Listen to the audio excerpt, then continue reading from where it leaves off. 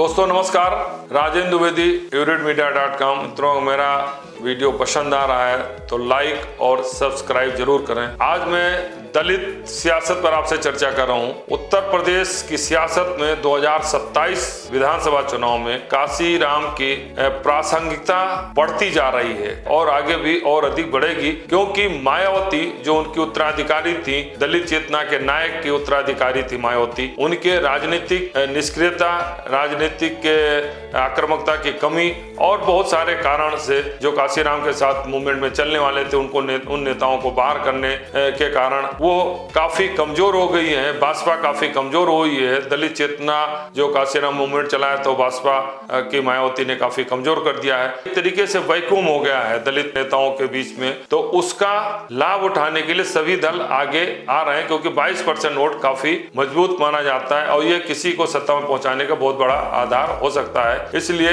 कांग्रेस पुरानी पार्टी है, उसने भी दलितों को अपने साथ जोड़ने के लिए काशीराम की 91वीं जयंती जोर शोर से मनाया। प्रियंका गांधी, राहुल गांधी ने सभी काशीराम को दलित चेतना का नायक बताया और उनके गुणगान गाए।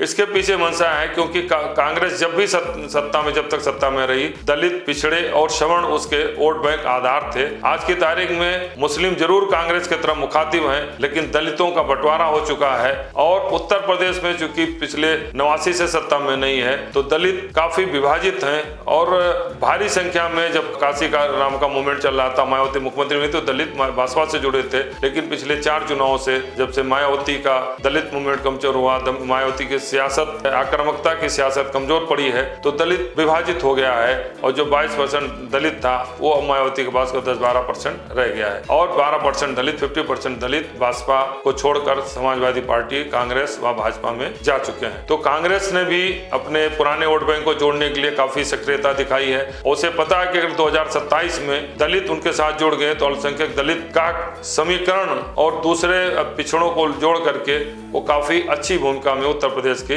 2027 विधानसभा चुनाव में आ सकते हैं। इसलिए राहुल गांधी के जातीय जनगणना को काफी जोर शोर से आगे बढ़ाया भी जा रहा है और मजबूरी में मायावती को भी जातीय जनगणना की बात कहनी पड़ रही है। अखिलेश यादव तो पहले से जातीय जनगणना के साथ उठा रहे हैं, लेकिन मायावती भी जातीय जनगणना की बात बोली है। दूसरी तरफ समाजवादी पार्टी ने भी दलित वोट बैंक को अपने पास जोड़ने के लिए काशीराम की 91वीं जयंती को मनाया और उन्हें दलितों के बड़े मसीहा के रूप में प्रचारित किया, उनके गुणगान गाए। भाजपा ने भी दलितों को अपने मूवमेंट को आगे बढ़ाने के लिए काशीराम के जयंती को जो मनाया। तो निश्चित रूप से 2027 विधानसभा चुनाव में काशीराम की प्रासंगिकता काफी बढ़ गई है, क्योंकि इसका बड़ा आधार भी है। निश्चित रूप से डॉक्टर भीमराव अंबेडकर ने संविधान में दलितों को आरक्षण की व्यवस्था की, उन्हें उस आबादी के हिसाब से आरक्षण मिल रहा है। लेकिन आजादी के बाद अगर किसी ने दलित चेतना को बहुत आगे बढ़ाया है और उसे सत्ता तक पहुंचाने का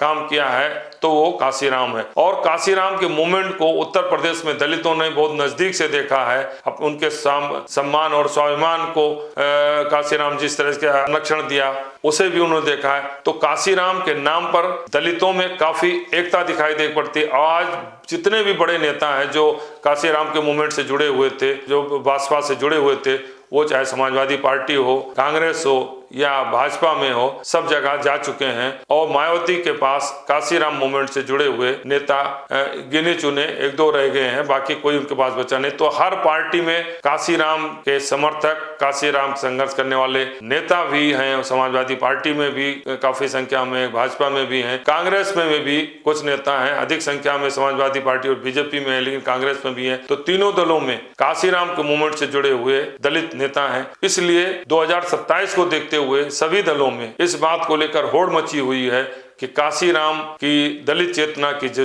जमीन थी, जो दलित का एक समर्थकों का हुजूम था, जो भाजपा के साथ जुड़ा हुआ था, वो बदली हुई परिस्थितियों मायावती से दूर जा चुका है। उसे जोड़ने का सभी प्रयास कर रहे हैं। अब समय बताएगा 2027 में दलित किसके साथ जुड़ते हैं। आज भी पहली प्राथमिकता मायावती है। अगर मायावती आगे बढ़कर आक्रामक सियासत शुरू करती हैं तो दलित उनके साथ निश्चित रूप से जुड़ेगा। पहली प्राथमिकता दलित के सामने मायावती है, लेकिन मायावती के जो वर्तमान सियासत चल रही है उससे दलित काफी निराश हैं और वो अपना भविष्य दूसरे दलों में देख रहे हैं। तो अब जो राहुल की सियासत शुरू हुई है उससे भी दलित काफी प्रभावित हैं। जातीय जनगणना से भी दलित आगे बढ़ना चाहते हैं। तो कांग्रेस ने भी अपने दलित मूवमेंट को आगे बढ़ाने के लिए उन कार्यक्रम कर रहे हैं, उनकी यात्राएं निकाल रहे हैं। काशीराम को उन्होंने जयंती को इसलिए जोर शोर से मनाया। बीजेपी पहले से ही दलित मूवमेंट को लेकर दलित का राष्ट्रपति बनाया, 2 बार बनाया और दलित के बहुत सारे कार्यक्रम उनकी योजनाओं को आगे बढ़ा रहे हैं। तो ये कहा जा सकता है 2027 विधानसभा चुनाव में काशीराम की प्रासंगिकता